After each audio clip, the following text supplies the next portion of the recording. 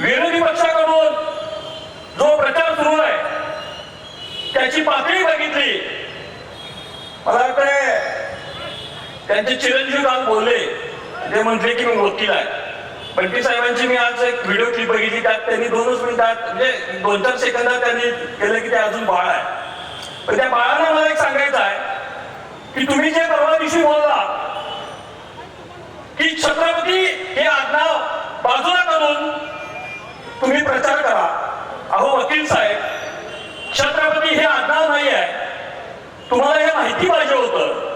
ज्यावेळी छत्रपती शिवाजी महाराजांनी स्वतःचा राज्याभिषेक केला, जे छत्र आपल्या डोक्यावर धरलं, त्यावेळी एक छत्र डोक्यावर धरून रयतेच्या रक्षणाची जबाबदारी त्यांनी आपल्या हातात घेतली.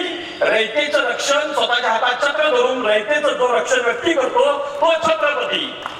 तर हे छत्रपती आडनाव नाही.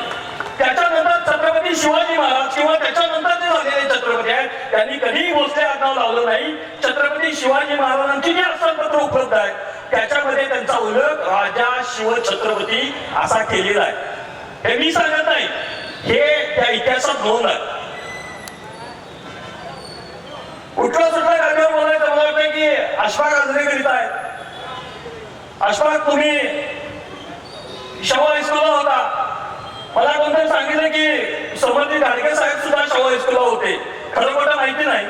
काल ते पण बोलले की आम्ही शाहू कारखाना चालवतो. तसं या शाहू महाराजांचं काय काय. अरे बाबा, हे पद्माराजा हायस्कूल कुणाचं आहे? पद्माराजा हे नाव कुणाचं होतं? राधानगरीचं जे धरण आहे ते राधाबाई नाव कोणाचं होतं? सीपीआर हॉस्पिटल जे छत्रपती प्रमिलाबाई हॉस्पिटल आहे ते कुणाच्या नावानं आहे? आताचं जे विमानतळ आहे त्या विमानतळाला नाव कोणाचं आहे? छत्रपती राजाराम महाराज. ज्या कोल्हापुरात या छत्रपतींची पाळमुळं तुमच्या आमच्या मुळापर्यंत गेलेल्या आहेत, जे आपल्या नसा नसा दिलेलं नाव आहे, या छत्रपतींच्या गादीवर तुम्ही प्रश्न करता.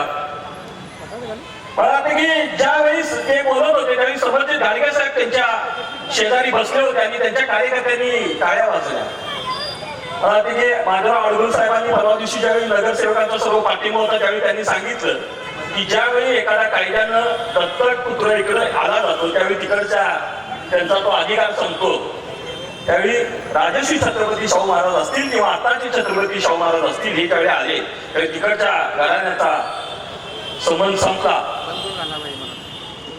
पण यांच्यावर गादीशिवाय बोलण्यासारखं काही नाही.